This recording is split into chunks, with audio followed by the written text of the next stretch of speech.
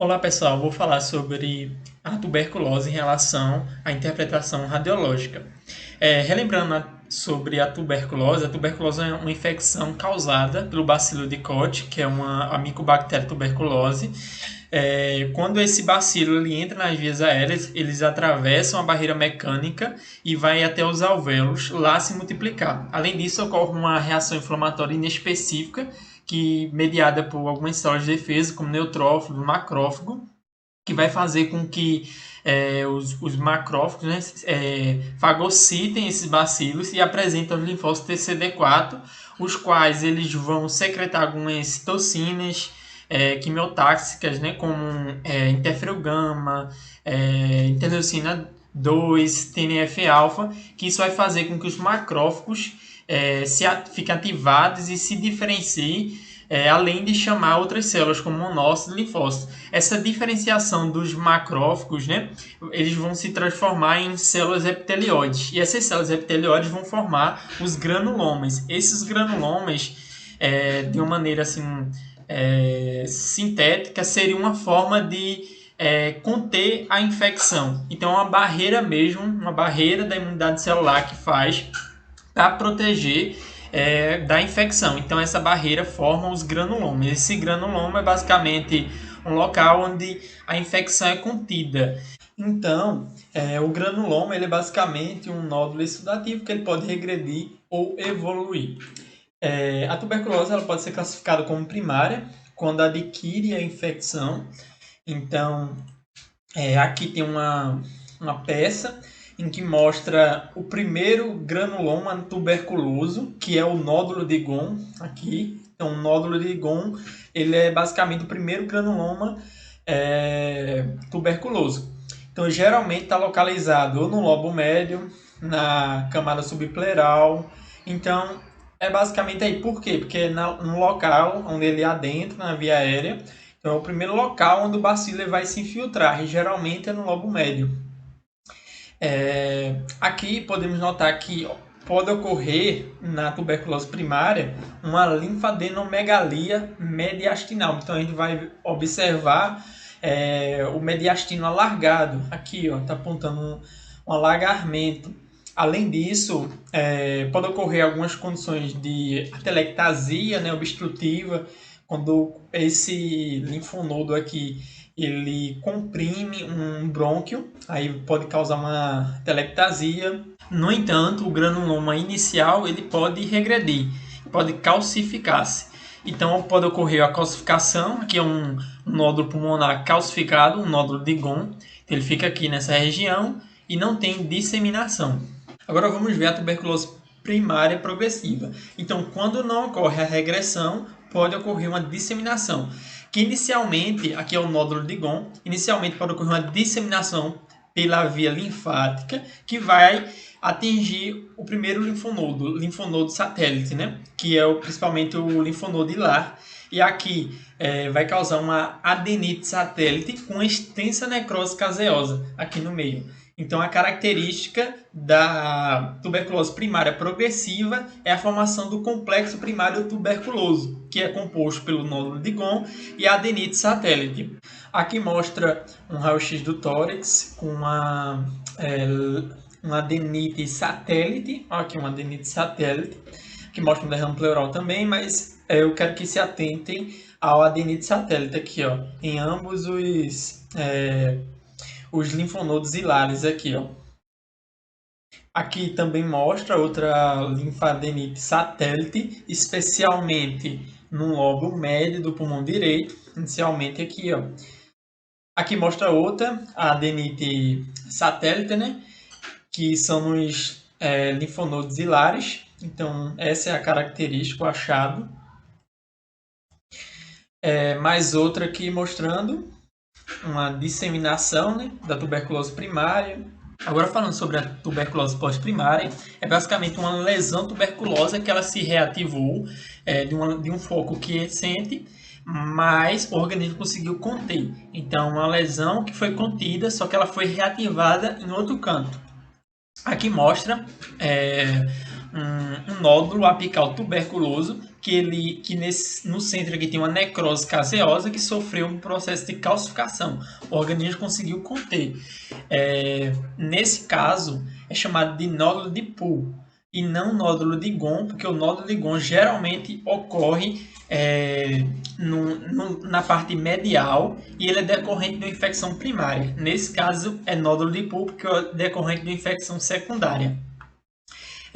Nesse caso aqui também, nesse nódulo de Poole, ele pode sofrer uma progressão da lesão, ou seja, o organismo não conseguir conter e pode levar à formação de uma caverna, que é o esvaziamento desse conteúdo caseoso aqui. Um questionamento seria por que a reativação da tuberculose pós-primária ocorre preferencialmente no ápice do pulmão e não em outros cantos. Por quê? Porque o bacilo da tuberculose ele é estritamente aeróbico, ele necessita de locais que têm uma maior concentração de oxigênio. E no ápice do pulmão tem uma maior concentração de oxigênio. Só que, parece até um paradoxo, o ápice do pulmão ele tem uma menor ventilação. Como assim? Quando a gente está na posição ortostática, o fluxo do sangue pulmonar, ele é basicamente mais intenso na base do que no ápice. Então, se o fluxo sanguíneo ele é maior na base, tem uma ventilação maior na base. Só que tem uma menor concentração de oxigênio. Por quê? Porque o sangue que corre, o fluxo sanguíneo, é basicamente sangue venoso. E esse sangue venoso ele vai fazer o quê? Ele vai retirar o oxigênio dos alvéolos. Então é por isso que, mesmo sendo mais ventilada, a base ela tem menor oxigênio disponível, ao contrário do ápice do pulmão, que no ápice do pulmão tem um menor fluxo sanguíneo, então vai retirar menos o oxigênio. Então, se retira menos o oxigênio, vai ter uma tensão maior no ápice, e isso vai favorecer o crescimento da bactéria. Aqui mostra uma tuberculose pós-primária. Ela começa principalmente no ápice do pulmão. Aqui tem uma realce anelar, aqui uma região de cavitação, né? Que nesse caso provavelmente pode ser uma drenagem dessa necrose caseosa. Olha aqui, nessa daqui tem um espessamento, né, das paredes desse realce aqui também, provavelmente porque está na fase ativa ainda, por isso que tem esse espessamento. Agora falando sobre a tuberculose pós-primária, que ela é decorrente de um controle ineficiente do sistema imunológico. Então, os nódulos de Poole inicialmente, que eles eram que continham um conteúdo necrótico caseoso, ele sofreu assim uma falta de controle imunológico que não conseguiu calcificar. Então, a agressão da bactéria fez com que atingisse um brônquio, e o brônquio ele drena esse conteúdo necrótico, e essa drenagem favorece um aporte de oxigênio. Esse buraco aqui, essa caverna, vai receber a mesma tensão de oxigênio que passa no brônquio. Isso vai favorecer o maior crescimento da bactéria. A bactéria vai crescer mais intensamente.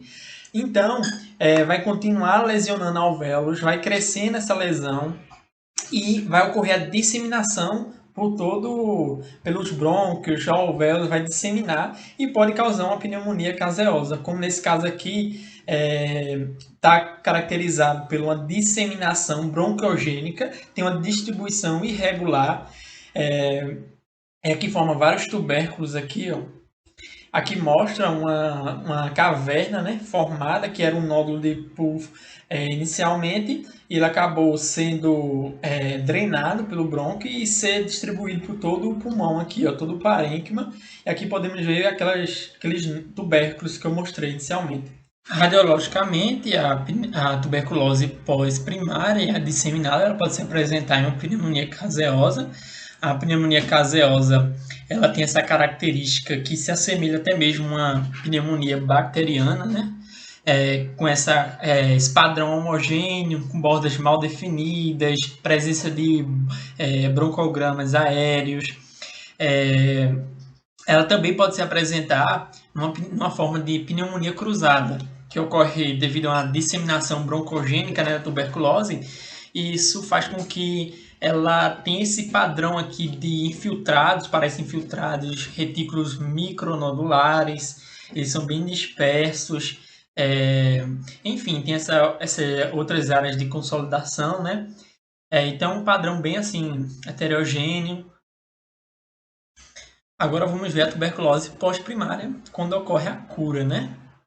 Quando ocorre o processo de cura, né? Quando ocorre a eliminação, o controle da bactéria, pode ocorrer essa caverna aqui, ó, que ela vai ter essa trave fibrosa que às vezes pode acontecer de ser um vaso aqui e quando ocorrer a ruptura desse vaso, o paciente ele vai apresentar hemoptise, a superfície é lisa, né? Aqui mostra essa trave fibrótica aqui no raio-x. Isso mostra que é uma lesão que foi contida. E agora vamos ver a tuberculose miliar. Ela decorre de uma disseminação hematogênica, né? Nesse caso aqui tem uma configuração histológica, mostra vários tubérculos disseminados dispersos. Isso aqui, essas manchas escuras são chamadas de antracose pulmonar, que basicamente é uma deposição de partículas de carbono, né, que vai se acumulando ao longo do tempo devido à poluição atmosférica. Aqui tem um raio-x mostrando várias opacidades, retículo micronodulares difusas em ambos os pulmões, mostra um comprometimento de todo o parênquima aqui. Aqui tem outra radiografia mostrando.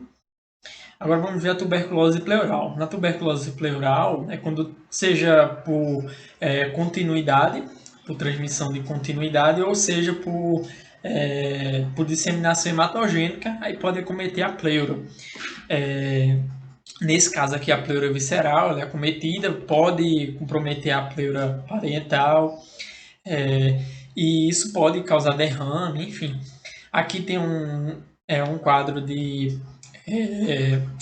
tuberculose pleural já calcificada, né, encapsulada, vários nódulos aqui dispersos. Aqui mais outro raio-x mostrando esses nódulos dispersos. Aqui é um raio-x de um paciente de 65 anos, né, que mostra esta opacidade nos lobos inferiores, geralmente em pacientes idosos, porque eles hiperventilam mais. Aí, geralmente, tuberculose se apresentam mais aqui na região inferior, nos lobos inferiores. Aqui tem uma cardiomegalia, né? Aqui é uma tuberculose que, nesse caso, está formando uma cavitação. Olha, tem um realce anelar, como é no lobo inferior. Aqui, principalmente pacientes diabéticos, algumas comorbidades têm essas cavitações em lobos inferiores.